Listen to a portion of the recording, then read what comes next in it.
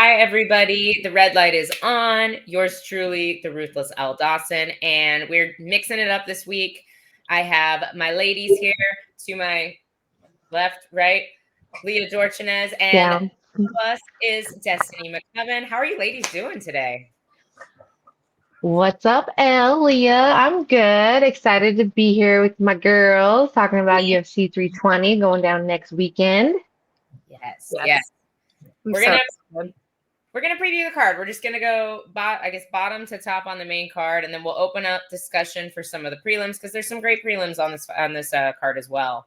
But Absolutely. what immediately jumps out from this main card for you guys? Oh, obviously, the main event is I train with Murad, good friends with him, so that's like I think what I'm most excited to just see him go out there and do what he does. But I know there's been talks, where like the other earlier fights, he was like always kind of dragging them out, and so the last one he did go for the finish, was able to get it. I know that there might be talks that he's considering even looking for a knockout this time. So yeah, I'm really excited about that. What about you, Leah? I'm actually really excited for Yuri and Roundtree. That's going to be a firefight. Yeah. To be honest with Totally. you both, the fight I'm the least excited for on this main card is the main event.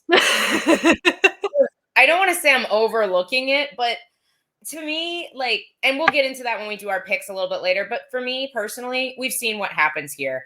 I'm really excited to see Corey Sandhagen fight for a world title. I feel like he's been one of those guys that was overlooked for a really long time. Can he get it done against Merab? Like I said, we'll get into our picks here in a little bit, but I think there's a lot more interesting matchups on this main card than the main event, personally. Yeah. But I definitely want to get your picks. We'll start bottom to top. I think this is a really fun matchup between Abus Magomedov and Joe Pyfer. Pyfer really has been on a tear. He made a name for himself on Contender Series. Abus is just this massive middleweight. He is a freaking tank. And I think this is going to be really fun. Just your immediate impressions on this fight. Yeah, I think like you said, I'm with you too with Joe Pyfer. I think he's definitely gonna be the one that can, bring the pressure and get it done towards the end. Pyfer hasn't really wowed me a lot lately. Am I insane for saying that?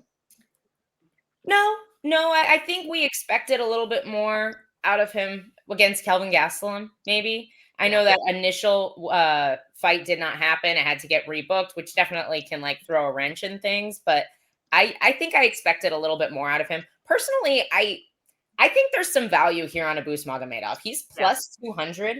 I thought that the odds would be a little bit closer here. I think Pyfer is a difficult puzzle to figure out just because he's so strong, he's so physical, and he has such good wrestling. And if he can get the takedowns, I think that poses a lot of issues for Abus. But if Abus can stay long and use the kickboxing, he's sharp on the feet, and he's a big, strong man as well. So there's definitely value on Abus. Yeah. I think it's a great fight to start the card. Oh, no, 100%. It's going to be fun. And I feel like the energy keeps going as well. Like Yusuf Zalal has been this second run in the UFC has been really impressive for him. I know he's had some maybe lackluster performances, but overall he has looked really solid. And Josh Emmett, never a boring fight, a very complete skill set, and a huge step up for Zalal. So I'm very curious, your thoughts on whether this might be a little much for him, or where you think Zalal is at in the rankings right now. Yeah, I think definitely Emmett's going to have the edge on the experience, the finishing ability. He's been in there with these better dogs, pretty much to say. But if Zalal stays calm and can use his movement and stay away from that from that power that Emmett has, then there's a possibility of him being successful. Yeah. But Emmett will not hold back. He is a dog and he loves to finish. So whether it's submission or knockout, I think another one. I think this is a great card overall. Let me just add that in there. But I think it's a good matchup. You guys know how fights go. Anything can happen, but Yeah, I'm I'm really excited for this one, actually. yeah. You said submission or knockout. You could see a sub in this fight. Probably Elle, anything can happen. In the world. I'm thinking that Emmett gets it done for sure with his power. Oh, okay. You're feeling pretty confident on Emmett. I think I this am, is yeah. you brought up Zalal's movement, and I think Emmett definitely, like, I mean, his losses recently are nothing to scoff at. I will say I don't think he looked great when he fought Yair. He looked almost like a shell of himself. So I almost want to like just wash that fight and not really count it towards the stock I'm giving Emmett right now, because a loss to Ilia Topuria and a loss to Lerone Murphy by decision. Murphy is very sharp. He's a sharpshooter. I think he might have a little pop on his punches than Zalal does. And I'm also interested to see how Zalal's like just cardio and pace keeps up, because Emmett is a goer. He's from round 1 to the end of round 3, like he's putting it on you. Absolutely. He comes to fight. And as we saw against Bryce Mitchell, he has the ability to put you away at any moment. I feel like and being able to also stand there and bang with, Calvin Kattar says a lot as well. And I feel like that fight says a lot to me. I feel like that last round against Calvin Kattar, where he was like, I'm clearly up 2, I'm just gonna kind of coast. I don't think he can do that against Josh Emmett. No, absolutely not. Josh is coming for the kill. The second he can tell that's what he's coming for the kill for sure. Yeah. So this one, to be honest, I don't know that I have a solid pick in this fight. I think it really, honestly, there's value on Emmett here too, as a bit of a dog, but I do think Yusuf will probably just stay safe and outpoint him. But this is a step up for him, so I'm interested to see. I don't have a very solid pick here. There's not a lot of like betting value on Zalal at minus 500, so I'm gonna. I'm Switzerland here. I think like you said, he's gonna, touch and move. But I think that, like I said, the experience that Emmett, carries, and he's gonna have, more mental composure, being able to stay composed during those times where he's getting, where he's having to kind of chase him around. So I think that that's going to give him the edge, honestly. I like it. No, I think it's a solid assessment. I'm so back and forth on this fight, and I have been for the last couple weeks, to be honest with you. This I'm kind of feeling the dog in this next fight. I'll let you guys do your picks first, but I know you said Khalil Roundtree, you train with Khalil Roundtree, fighting Yuri Prochazka, who is one of the most difficult puzzles in mixed martial arts to figure out. But Khalil is a tactician. He is one of the most technical kickboxers in the UFC, especially in this division. So your thoughts here?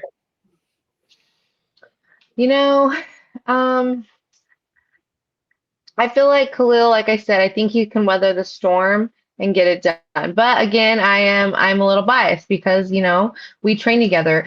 But I think that Yuri, he's wild, a little bit more unorthodox. But I think that, like I said, if Khalil can kind of weather that storm, his striking ability is, I think it can give him the edge.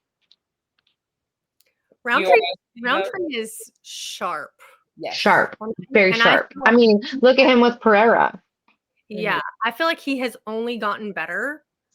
This is going to be a great test for him. I'm rooting for Roundtree. I think it's going to be a great fight. We're going to see. And this could be like an anything happens too, because I mean, if Khalil touches that button, that's a heavy hitter. Yeah, 100%. It could be.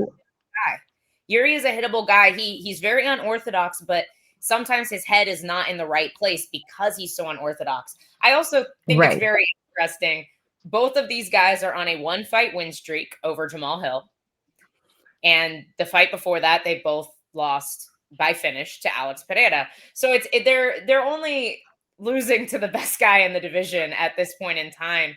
So it is a very interesting matchup for me. And I as we're on this subject, we were this morning, Jillian and I were talking about Olberg and his position here in the weight class. is a 2-fight win streak enough for a title shot for whoever wins this fight, or does Olberg jump over winner of this fight? Oh, that's a good question. I don't know. I don't know. I think Yuri, if Roundtree can get this one done, because this is a really tough match for him. I mean, like we said, he's unorthodox. He's unpredictable, and I think Khalil's counters can be very deadly, and he has the power. And I think if he's able to put someone away like Yuri, then that says a lot. Yeah. My Go ahead. No, good. My one kind of caveat here for Khalil Roundtree is the volume. I want to see Khalil Roundtree throw a lot of volume in this fight, and I think that could be his Achilles heel if he does not. So if he waits and takes too long to kind of make his reads and start getting going, you really can't allow Yuri Prochazka to press the pace, get that forward momentum, and keep that momentum going, because that's where he starts to get really dangerous and can start. I think he's going to struggle even if he wrestles. Khalil Roundtree is, first of all, he's built like a bowling ball. Like how do you? It's like wrestling Ziv, but at 205. Like it's how do you take somebody down like that? He's got such strong hips. He's low. He's shorter. He's harder to Very shoot on. explosive. Yeah, Yuri, and he's ready. You know, Khalil's very well rounded. I mean, yes, in the striking department, he's amazing, but he is well rounded, and he understands that he needs, he's not the wrestler in the game. And I think that's an important understanding for people. Like you'll see good strikers will be like, I'm gonna learn how to offensively wrestle. That's not what you need. You need good anti-grappling, like Max Holloway. Yep. Great striking, great anti-grappling, hips, great takedown defense. I do think Khalil has a really great style there. This one, I think I'm going to go Khalil Roundtree simply because he is the dog here. For me, this fight is even money. And I think if you're a betting man, plus 145 for Khalil Roundtree in a fight that's even money, I feel like you just have to go where the value is. Because I think 100%. This fight is really close. I could definitely see Yuri kind of outworking him, but I can also see Khalil landing the far more damaging shots. So I think he's a lot sharper. Right. Yes. But I agree with that. I like that. Good. Let's move on to this co-main event, because I know you're dying to talk about it, Destiny. This is your guy, Pereira Dvalishvili. Has obviously just been dominating at bantamweight. He's become a fan favorite. And Corey Sandhagen has kind of been this dark horse of the division, this very underrated guy for a long time. Give us just your full assessment of the fight and how you think, give us a full breakdown of how you think this fight's going to go down beyond just your pick. I mean, I think, I think we all know, with the takedowns, the pressure and the takedowns and the cardio that Merab carries within his style. I personally think that I don't think Corey can withstand it. I think he'll come out strong. He's got beautiful striking, and he has improved his wrestling, but I don't think he's improved it to the level that is necessary to be successful against somebody like Merab. I mean, the pace is a nightmare to deal with, and even though Sandhagen has improved, Dvalishvili is not going to really give him any easy pass, no matter what. And we got 5 rounds of this. Merab can go 10. You know what I mean? So I personally, I really don't think. I think he might have some good movement in the beginning, but Merab is going to just drown him with wrestling and smothering him. And also, you can't sleep on Merab's striking either. He has good striking. Would you say it stands at the level of somebody like Corey Sandhagen? No, maybe not. But he does have good striking. He's not afraid to throw, and he's not afraid to get hit to find his opening to the takedown. Right. No, 100%. And I want to say too, I think what makes Merab striking so dangerous is the threat of the takedown. This up down that he has, it's like a grappler's version of an Israel Adesanya. You have to respect the twitch. You have to respect the feints. And Merab has found a very efficient way to produce that and make people move up and down with him. And that is just exhausting if you can't keep his pace. He's a genetic, for 25 minutes, that's freaking tough. I mean, going back on, Sean O'Malley and Merab too. Sean came ready. He said that. He said, I came prepared, the most prepared I could have been, and it still was just not enough. The pace is unmatched. Like, it's just, Merab's a freak of nature, bro. He's swimming against currents. And Literally. They don't call him the machine for nothing. yeah, no. I'm expecting, a decision or a late finish. That's kind of where I'm at. I think Corey can definitely withhold the storm for a while, but that's where I'm at. I think I'm leaning on the side of a decision as well. I think I love Corey Sandhagen. And to be honest, I think the UFC did kind of blunder this because I think what we really wanted to see was Sean O'Malley versus Corey Sandhagen for a belt. I think they had and they didn't at the time, but it didn't necessarily make as much sense then as it does now for him to fight for a title. But I think a lot of people are looking at his fight with Umar and are maybe rating it higher than they should be for a couple of reasons. Yes, he had a competitive fight with Umar, but I think there's something to be said about he was concerned about the takedown, even though he was getting up. So yes, he was getting up, but even though he got up almost every single time he got taken down, he still didn't strike with the tenacity of a man that knows he can get up if he's been taken down. Think about how Charles Oliveira strikes. Charles Oliveira strikes with zero regard for his own safety because he knows if he gets taken down, I'm dangerous off my get up. Nobody's going to hold me there. And I think if Corey Sandhagen can fix that little disconnect, he can produce a little more danger for Merab. But also, I think Merab's wrestling style and pace is very different than Umar's. Umar's a little bit sharper. He's a little bit tighter. But Merab is a little bit wilder. He's a little more calculated chaos. Yes, absolutely. I mean, he's a menace in there, but exactly like you said, calculated. I personally feel like the only chance Sandhagen has is to knock him out. Yeah. Yeah. No, I'm assuming you're in agreement with us, Leah, like Merab by decision. Yeah. I don't know that Corey can handle all 5 rounds. We're going to see because I don't recall him having a 5-rounder recently or within years past. And that is actually a really good point. That's a great point, because Merab just had one, like that does change things. That cage time changes things. 2 fights ago. 2? Yeah. And then, and so Umar was 5 rounds. Yeah. Okay. Pereira was 5 rounds. When was that? Song Yadong was 5. He's only had 1 3-round fight since 2021. So I forget. Hagen is very prepared for 5 rounds. I don't think that's the issue. No, but 5 rounds. But against Merab. Yeah, but listen to this resume for Corey Sandhagen. We gotta give the man some flowers. 5 rounds against TJ Dillashaw. 5 rounds against Petr Yan. 5 rounds scheduled against Song Yadong with the stoppage with the nasty cut. Yes. But almost went 5 rounds. 5 rounds with Chito Vera, 5 rounds with Rob Font, and then 5 rounds with Umar Nurmagomedov, and then he fought Davison Figueiredo. And I believe that was just a 3-rounder. That was You're not wrong. You're not wrong. You're very right. We got to give credit where credit's due. But really, the only one that he had 5, these 5 rounds with that was dangerous in like the department that Merab is going to bring is Umar. The rest of these are more strikedown striker. Agreed. Definitely. Yeah. And I definitely think I'm leaning with Merab. I am. I don't think, and it's not because I don't think very highly of Corey Sandhagen. Right. But I'm a fan. Don't get me wrong. I'm a big fan. But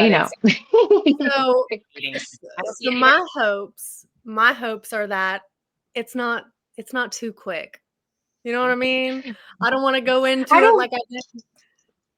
I don't want it to be a 1st rounder. It might be, who knows? But I hope it's, worthwhile. I think the only way to 1st rounder is if somehow Corey pulls a knockout out early, because Merab has fun in there. He likes to drag it out. He likes to break these men before he eats. You know what I mean? And he has to find his openings too. Like it's going to take time on somebody as technical as Corey Sandhagen. And I think that's 100%. Part of the magic of Merab. It's like he's so efficient. He never overcommits to anything. Like it's like, oh, this isn't immediately like serving its purpose. I'll move on to the next thing, and that's why he's so efficient. Yeah. Right.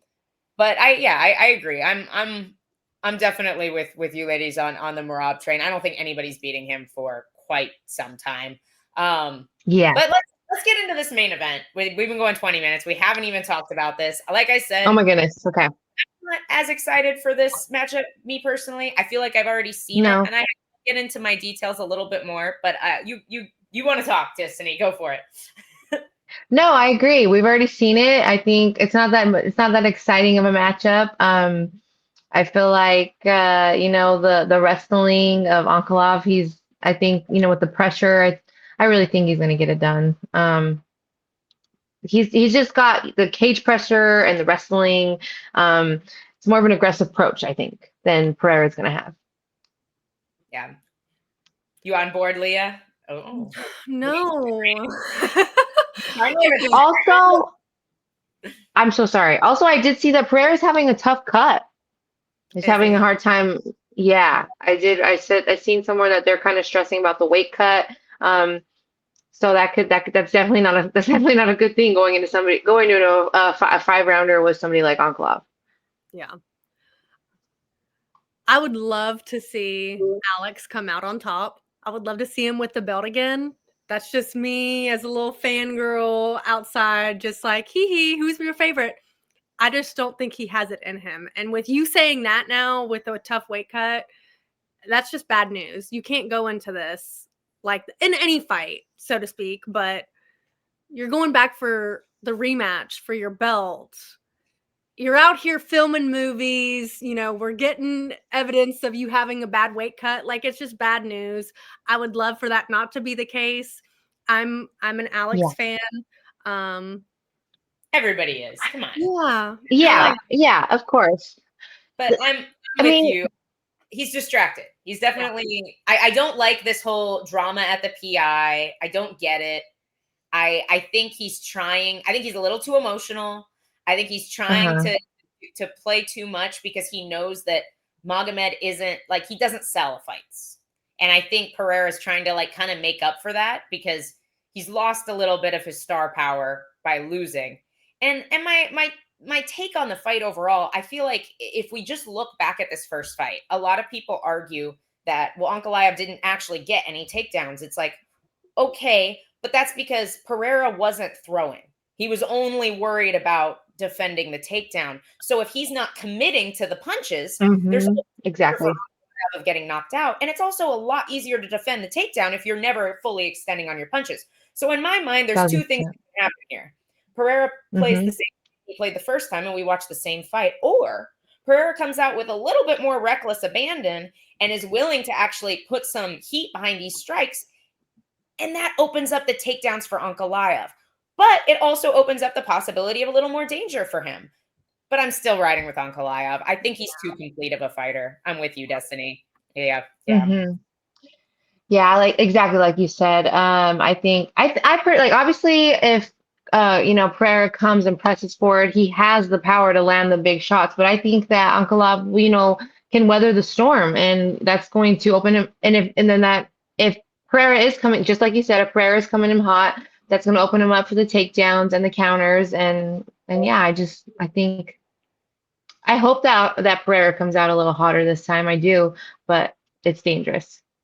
Yeah, I agree. It is. That definitely it increases danger for Ankalaev, but it also increases the danger for Pereira. So it's I'm hoping it just makes for a more exciting fight because the first one was a little for me, to be honest.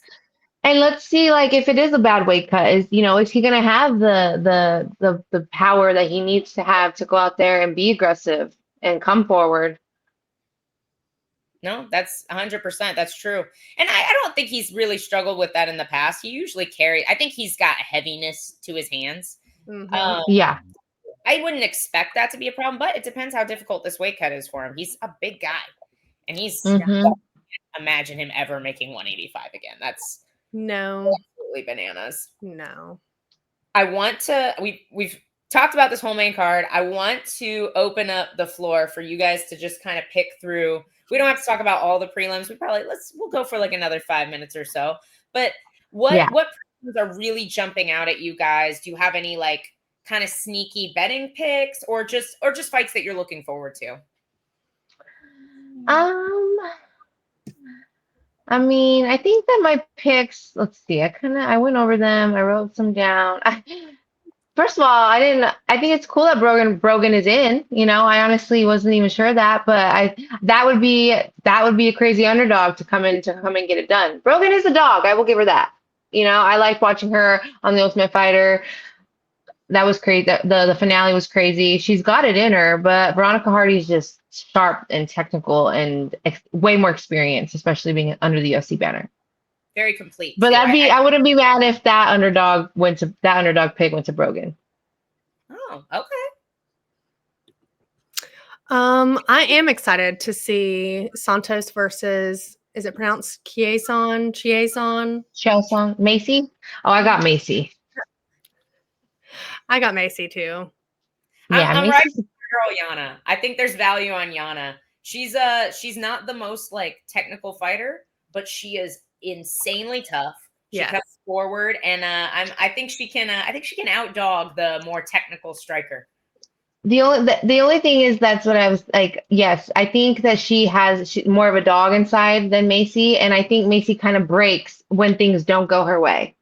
And so I think that, I think if Yana can ride out that storm and just keep putting the pressure on her and keep coming at her, she could very much so, walk away with the win if she can kind of get into her head mentally. Yeah, no, she is the toughest chick freaking ever. She's Who, Yana? Yana, she's very sweet. Dude, yeah. Very tough. Yes, very so jacked. Mm-hmm. So freaking jacked.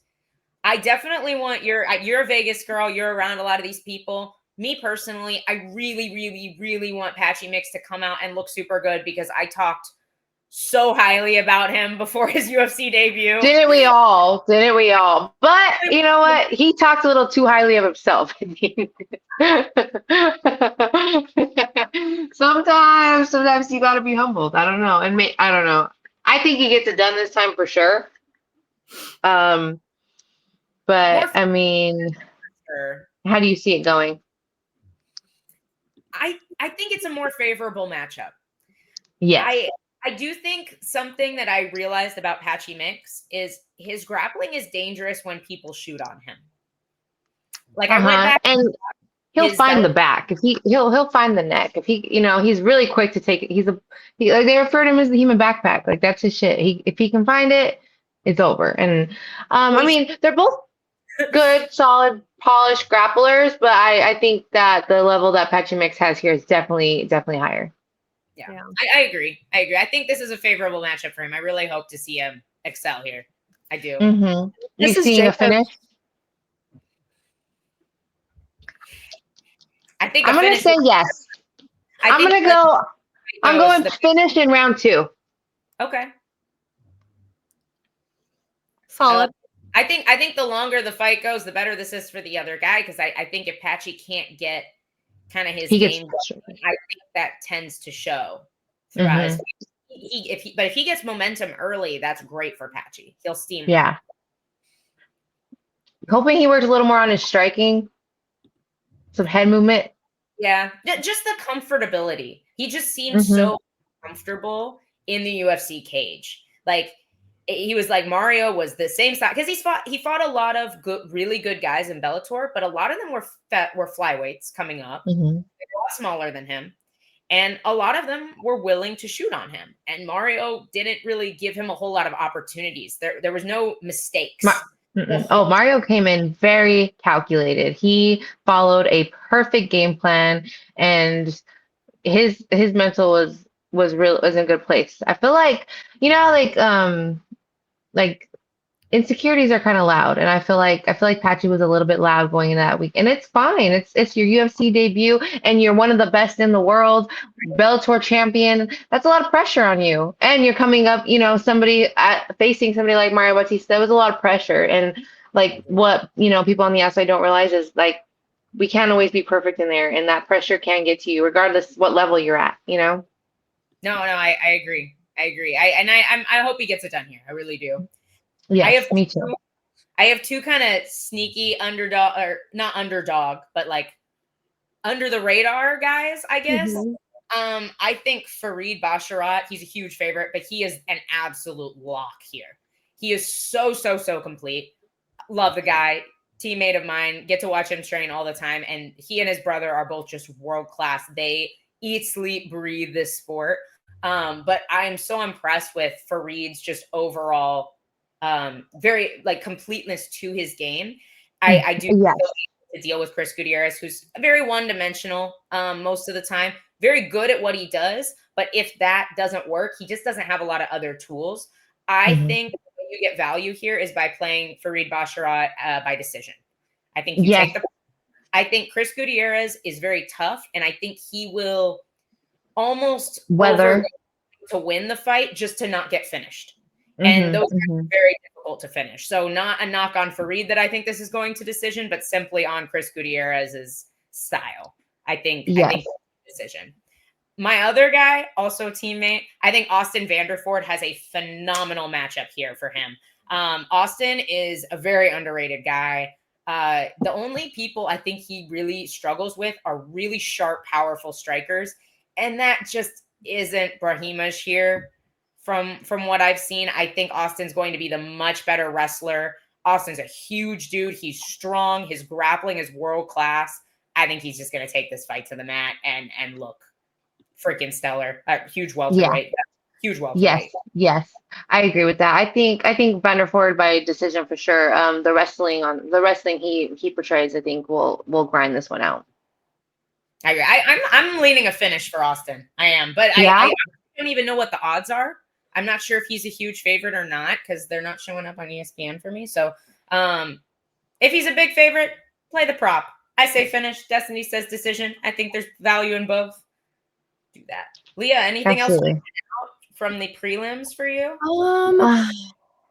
You know, I'm actually randomly curious about. Let me pull a Dave and mispronounce or not mispronounce. Diaz versus Gautier. I was just looking at that, Leah. He's, I think, the biggest favorite on the card. Gautier, and I think he should be. Gautier is a beast. Yeah. Dude. He's scary. Monster. Yeah, he's gonna smash this guy. The question is how fast and how do you get value out of it? Maybe inside the first. Maybe for a first round finish. Yeah. I'm sure Diaz is a super nice guy, but I cannot see. I don't think Ateba is losing until he's well into the rankings. Yeah. I mean, Diaz has, great boxing and some good cage control, but like you said, the explosiveness from Gautier is just gonna be, I think, the edge. It's gonna be too much. I love it. I want to see some knockouts. I'm excited for that one. I think that's gonna be fireworks for as long as it lasts. I just also Diaz he got knocked out by Zhang Mingyang. I see it looking similar. I feel like Gautier and Zhang both kind of sprint forward with their strikes, and it's just so hard to like out slick that, because you slip one, you pull one, and it's like, oh, okay, well there's like 6 more coming at you if they're sprinting towards you, so it's tough. It's tough to deal with. Yeah. I'm with you. I want to see some knockouts. I'm excited. I think this is going to be a really, really fun pay-per-view. So I think so too. I really do. I'm excited about it. I'm here for it. Honestly, from start to finish, it's a pretty good card. How do you guys, real quick? I know I'm a good friend of Puna Soriano. How you feel there? I'm not saying that I'm a fan, but I want to hear what you guys say. What do you guys think? I like him here. I really do. I feel like he's super tough. He's got great striking. I'm a big fan of his, and I might be a little biased here. I know he's had his kind of ups and downs in the UFC, but I'm just such a fan of his style. That very like, who are some other guys that remind like Brad Tavares, like exactly. Great strikers, great chins, very slick boxing. I really enjoy his style, and huge power. Here, yeah, he's got power. Knockout power. Yeah, I like Puna here. I really hope he gets it done. I'm a big fan of him.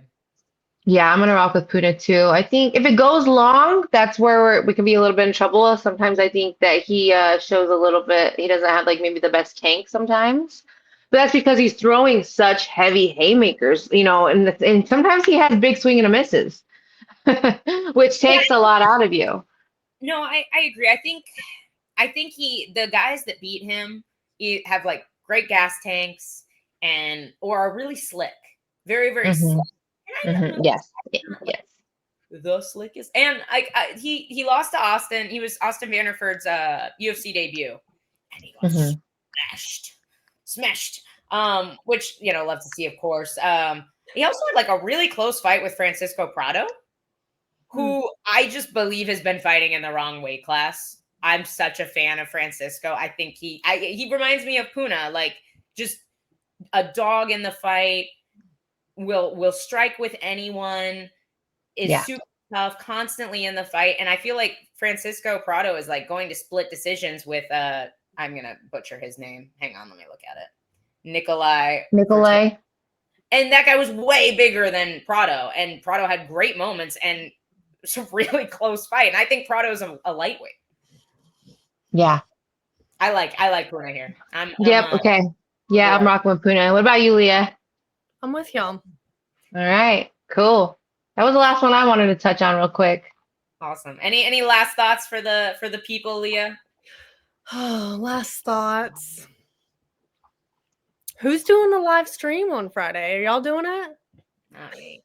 No. Heck no. I don't do live streams for big cards, okay? I want to be focused, and I don't want to have to worry about what the stuff I say or how I read, Especially when your friends are on the card. Like, it can be fun sometimes, but I'm with you. I like to be able to enjoy the fights, not be worried about the comment section. I'm sure we're doing something. There will be something on Saturday, guys, so make sure you're tuned into the Fight Bananas page, but it won't be any of us. Maybe Leah. I'll be at a wedding. Oh yeah. No, my in-laws are going to be here. We're going to be enjoying the fights with them. So let's go. Yeah, I don't know what I'm doing yet. I'll probably be with the team. I'm sure. We got our boy fighting, so probably be with the team. Yeah. Boys, oh my gosh, yes, boys. Khalil, Marab. I'm really excited about it. It's gonna be awesome. Yeah, it's gonna be a fun weekend, guys. So thank you so much for tuning in. We love y'all.